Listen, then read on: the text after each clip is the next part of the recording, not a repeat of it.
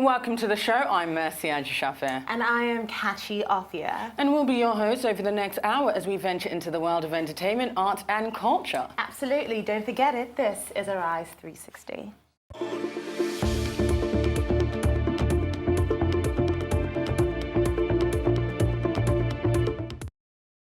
That's right, boys and girls, dudes and dudettes. It's certainly going to be a great show because, as always, we'll be telling you what's been happening all across the world. So coming up today on IDRIS 360. First things first, as always, we'll be looking at what has been making international headlines across the four corners of the globe on our trip around the world. Then we'll be taking a look at the music industry as we find out what's been happening with our favorite hitmakers. Absolutely. Also on the show, we have something really, really special about something you absolutely love, but till it happens, it's a secret.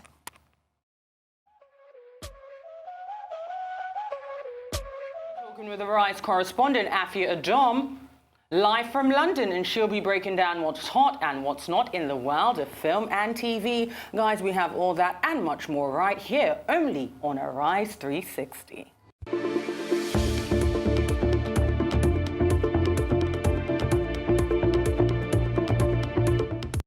Thank you so much for joining us. Of course, you're watching IDRIS 360. Now, before we get started, we're going to start by taking a look at some of the top stories that have made international headlines, and that means a look at what's happened in a day around the world.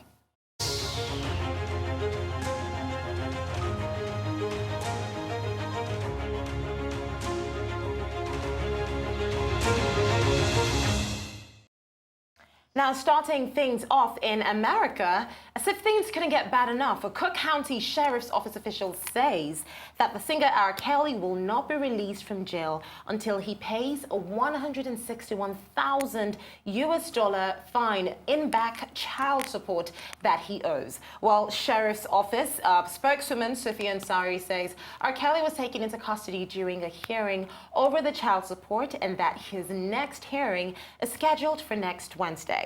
Well, R. Kelly's publicist now, Daryl Johnson, says that Kelly came to the hearing prepared to pay between, $50,000 to $60,000, but you see, the judge wanted the whole amount. That's right. He says that Kelly didn't have the whole amount because he hasn't been able to work. Now, Kelly was charged last month with 10 counts of aggravated sexual abuse involving 4 women, 3 of whom were underage at the time the abuse is alleged to have occurred.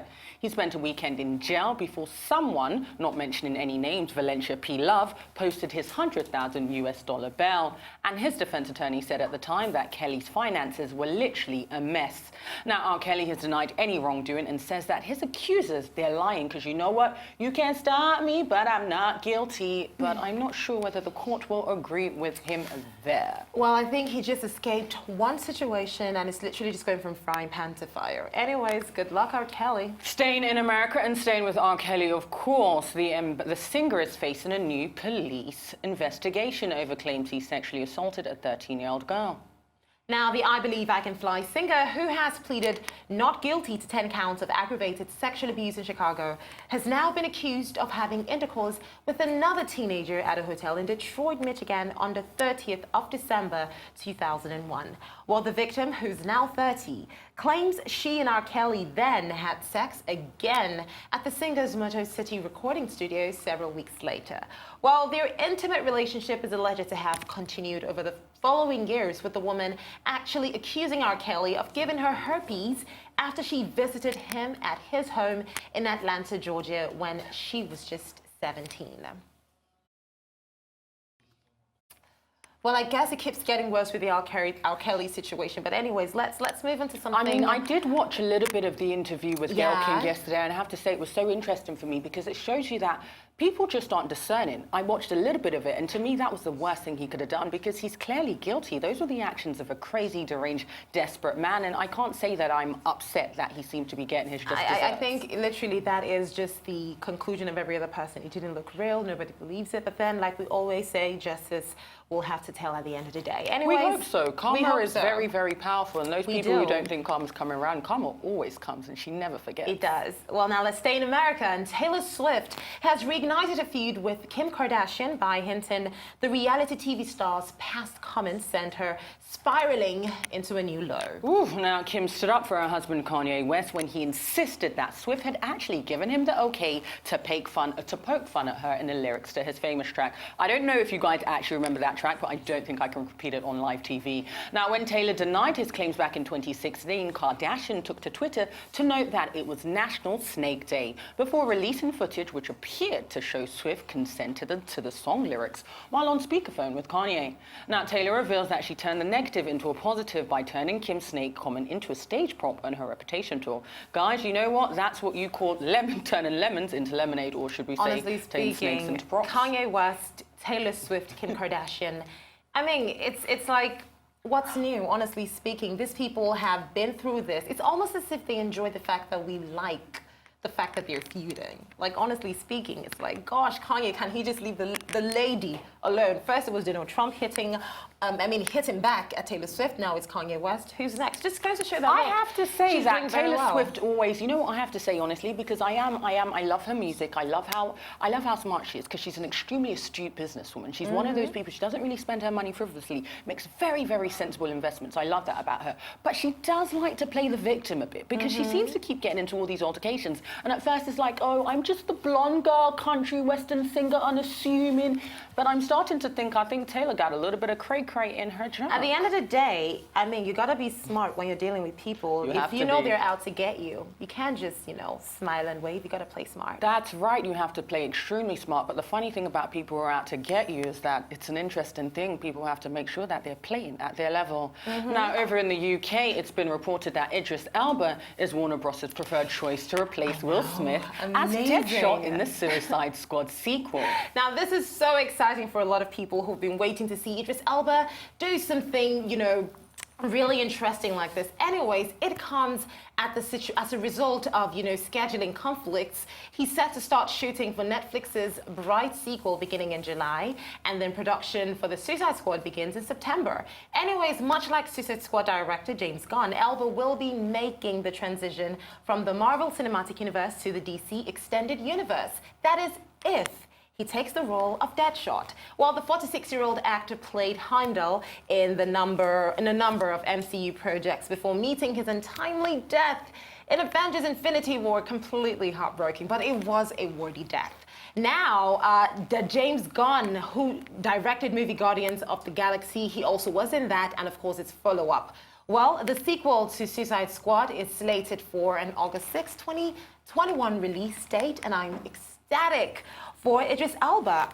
Oh, I feel like he actually has that same type of vibe, with Will Smith for Suicide Squad. Honestly, like I say to the melanated kings, keep winning. I'm all for it. IDRIS ELBA, go get that money, baby. Get it. All right, now let's stay in the UK. So Michael Jackson's nephew has flown to the UK and Ireland to dismiss child sex allegations raised in the damning new documentary Leaving Neverland. Now, he is insisting that he wouldn't be there if he had any doubts about the accusers, with regards to them being correct. Now, Taj Jackson described the Leaving Neverland film, which depicts his uncle as a scheming paedophile, as one-sided, telling RTE Radio in Ireland that he wouldn't have made the trip if there was a shred of evidence against the King of Pop. Now, Taj says that he knows the film's accuser, Wade Robson, is lying about his experiences with his late uncle. Now, the second part of the Leaving Neverland documentary is due to be screened this evening in the UK. Okay, so far we're getting a lot of this is not true, this is a lie, and it is from a lot of people that are in Michael Jackson's family, people who have lived closely with him. Now, is there any possibility that this could actually just be another horse? Looking at the history of this entire documentary, how the boys came out at first to say it was not true, and then one who actually said it was true, his father actually went on to commit suicide because he said he felt really guilty about lying against Michael Jackson. So do you think there's a possibility that this might actually just be another way to get money from the Michael Jackson it's estate. so difficult because you have to be really careful when dealing with victims of sexual abuse, because the truth is there's a lot of shame that comes with it. So it's very easy for someone to say, listen, don't talk about it, let's not do this. You know, they're putting a lot of guilt on young children, saying you can ruin this man's life, he's done so much for you. So anything is possible. Yes, this could easily be a hoax because, you know, they once said that, no, he didn't touch us, he didn't lay a hand on us. Now the man is dead. They're saying, actually, well, he did abuse us. It's really difficult. It's such a sensitive subject. All I have to say is that really to any of the victims of sexual abuse out there, my heart goes out to you and I hope you get the help you deserve. But at the same time, and please, Michael Jackson is dead now, so it's really, really hard to, you know, tell people that somebody did something when they're not there to actually say what really happened, because I'm sure that is the ground with regards to how a lot of people are taking the situation. The fact that Michael Jackson cannot defend himself, he literally just has his family, and I think they're really trying their best to stand up for him. So please, I know it's hard, but try to say it early. Now, finally to Africa, where Ghanaian actress and TV personality Nana MCBROWN, one of my favourites, and her husband Maxwell Mensah, they've welcomed their first child in Canada. Now, that's according to ghpage.com. Now, if you know this in Arise 360, we love good news. Anyways, according to reports, she gave birth today in a plush hospital in Canada where she has been living for some months now in preparation for the coming of the baby.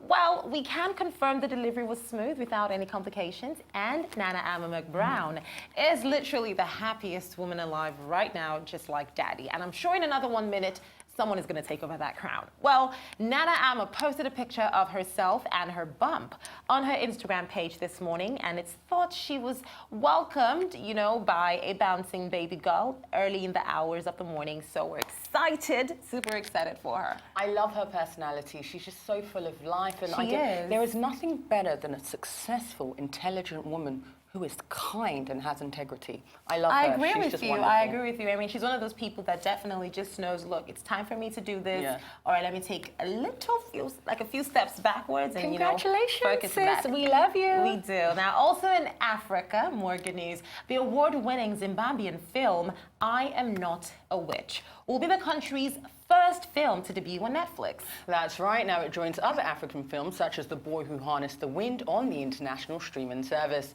I'm Not a Witch, a Zambian film about an 8-year-old girl played by Maggie Malubwa, earned the Outstanding Debut Award at the 2018 BAFTAs. The film is actually based on the experience of many women across the African continent. The Zambian-born filmmaker Rogano Noyoni spent time at a witch camp in Ghana for source material. Now this is according to BBC Africa.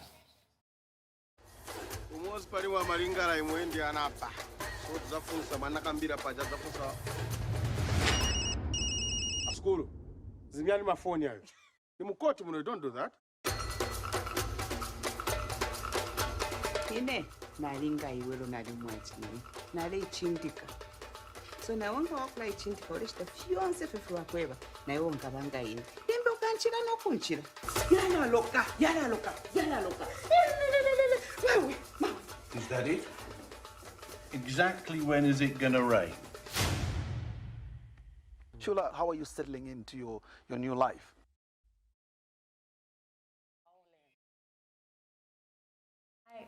Alrighty, that looks fun, immensely interesting. I'm just excited because African film is literally going through this amazing time right now. We're taking over the world. Like right now, it's an amazing time for African film. Not just African films. Netflix is doing big and it can only get better. So I know there's a lot of drama in the Academy about streaming movies, but I have a very strong feeling that Netflix and all the streaming services are going to get a chance at more Academy nominations. Black African for Black Africans. So it's time for a short break now, but do stay tuned because coming up... Yes, I will be bringing you the latest music news, and then we will be finding out what stories have been trending on social media. Stick around.